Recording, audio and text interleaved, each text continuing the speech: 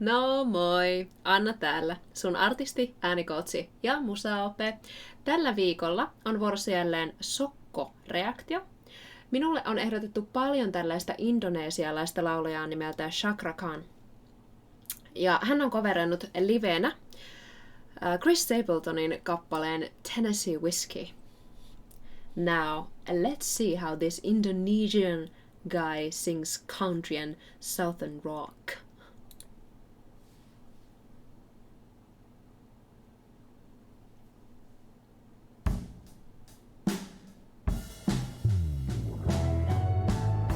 Listen, never let your glass empty. Ever. Ever. Hieno nähdä bändin pitämään hauskaa yhdessä.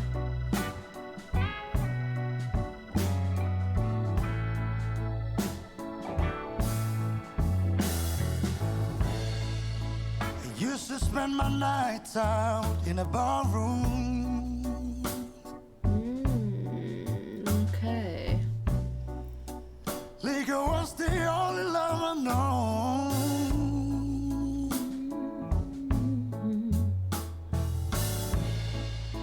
But when you rescue me from reaching for the bottom and drown me back from being too far gone. Ihania pieniä ornamentteja. Tennessee whiskey, you're sweet as strawberry wine. You're as warm as a glass of brandy. Nice. Ah. Honey, I stay strong on your love all the time. Oh, yes. Tuo hapekas, karismaattinen raspi. Mutta mä toivon todella, että Chakran tekniikka on kunnossa. Niskan ja kaulan alueelle on äärimmäisen helppo kerätä jännitettä tuollaista vuotavaa hieman nasaliaa raspia tavoitellessa.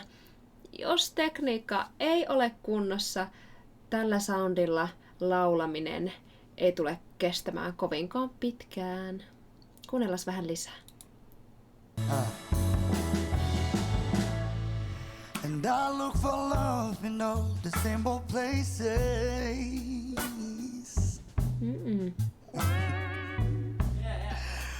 For the bottom of a bottle always dry.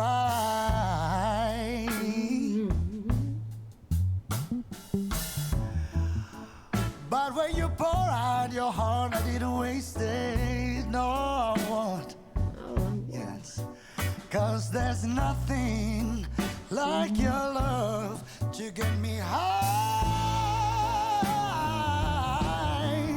You're smooth.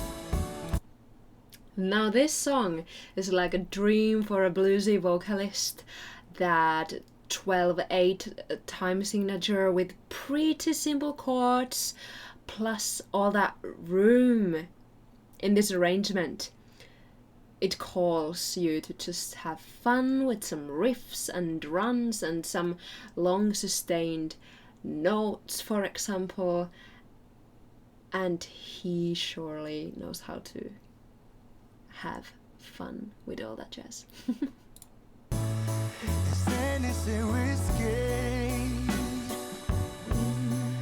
You're sweet as strawberry wine. You're as warm as a glass of brandy. Honey, I stay stoned on your love all the time. Yeah. Let me introduce you, Raymond, Dizzy, Yeah! kamera, Yaya, dan Krediittiä soittajille ja ympärillä oleville. Arvostan laulajaa, joka huomioi bändin ja tiimin näin. Mikä sisääntulo?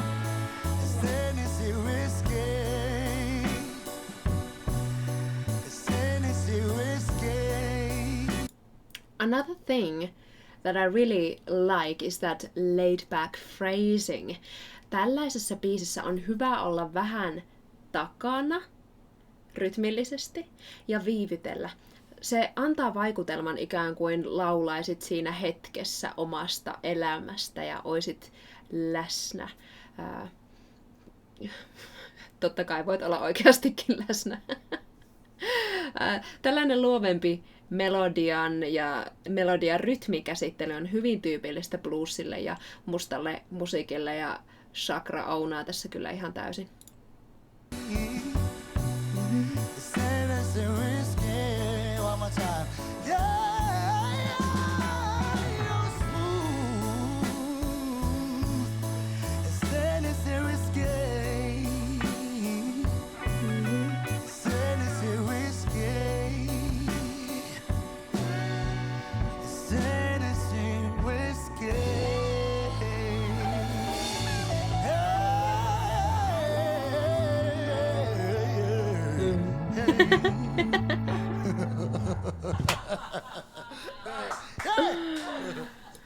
Oh, I love that. Okay. Chakran puheesta päätellen tuossa välispiikissä, kun hän esitteli bändin, hänen soundinsa on luonnostaan rockimmalla laidalla, eli sieltä löytyy sitä raspia myös hänen puheäänessään. Olisi kiva tietää, onko hänen äänensä ollut aina tuollainen, tai miten pitkään se on ollut tuollainen. Onko kenties kyseessä valeäänihuulien käytöstä johtuva roso, että hän käyttäisi valeäänihuuliaan luomaan tuon raspin puheäänenkin puolella, vai onko kyseessä vaikkapa polyyppi äänihuulissa? Tästä äänentilasta voin linkata sulle jotain vaikka tämän videon alle, jos haluat ottaa siitä enemmän selvää. Niin kuin mä tuossa aikaisemmin sanoin, niin tällaisen James Brown-tyyppisen raspin tavoittelu vaatii aika edistynyttä laulutekniikkaa, eikä itse Jameskään välttänyt siis äänihuulivaurioilta. Valveutuneet kuuntelijat varmasti kuulee Jamesin äänessä hänen äänensä tilan huononemisen hänen uransa edetessä ja etenkin uransa loppuaikoina. But nevertheless, this was a very charismatic and interesting performance from Chakra. Now let's break it down a little, shall we? Tällä oli juoksutusta, eikö vaan?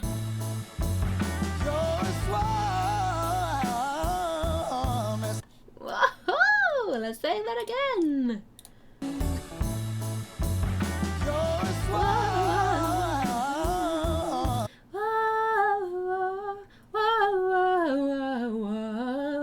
Something like that.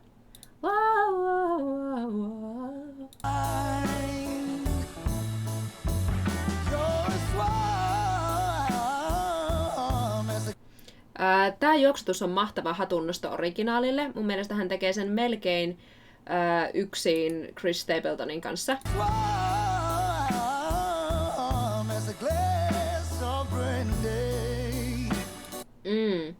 He absolutely nailed it. Kaulassa on hieman enemmän jännitettä, mitä mä haluaisin nähdä. Yleensäkin noissa korkeimmissa nuoteissa, missä Chakra lähtee revittelemänsä, näet, miten sitä jännitettä alkaa kertymään sinne. Usein loppua kohden se tosin helpottaa, ja sinne hän lisää jonkun viehättävän nopean vibran tai jonkun muun mausteen, mistä tykkään kyllä. Seuraava mielenkiintoinen kohta oli täällä vokaalin valintapuolella.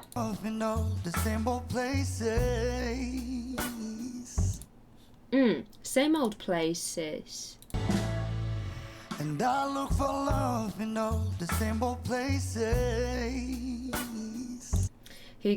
Hän olisi voinut laulaa sen Same old places. Instead, he sang it like same old places with E. It wasn't E, it was E. For love in all the same old places. Nice touch. Tuo I auttoi naulaamaan tuon pienen tyylittelyn tuolla lopussa tarkasti. I on usein tuommoisiin hetkiin oiva valinta vokaalipuolelta. No sitten, täällä oli bendiä, muistaakseni. Love to get me high.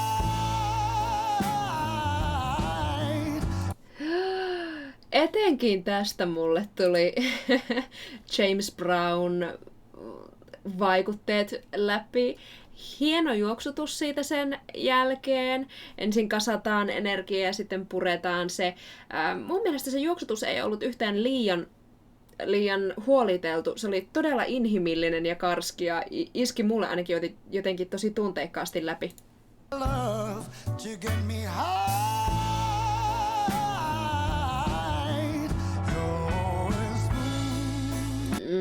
That was awesome. One last thing. Somewhere here. Okay, of course, we cannot ignore this fine ass riff here. Hey, one more time. Yeah, you're smooth. It's Tennessee whiskey. Oh, Tennessee whiskey. It's Tennessee whiskey. tuo on kova suoritus, etenkin istualtaan. Tosi luovaa melodian muuntelua tuolla lopussa. Tässä kappaleessa on paljon toistoa, joten on hyvä muunnella vähän melodiaa ja riffitellä sinne jotain omia. Silloin kappale pysyy mielenkiintoisena. His delivery is awesome. Well, I think this Indonesian guy totally slayed this Southern rock song. Vai mitä mieltä sä oot Chakran elämänmakuisesta esityksestä? Tule kommentoimaan fiiliksiä tonne alas mun reaktiosta ja Chakrasta. Ehdotan myös toki jotain uutta kuunneltavaa. Muistathan myös tilata mun kanavan, tykätä tästä videosta ja klikata sitä kelloikonia, että et myöhästy mun ensi viikon videosta ja sen ensi-ilta chatista. Nähdään toivottavasti siellä. Moi moi!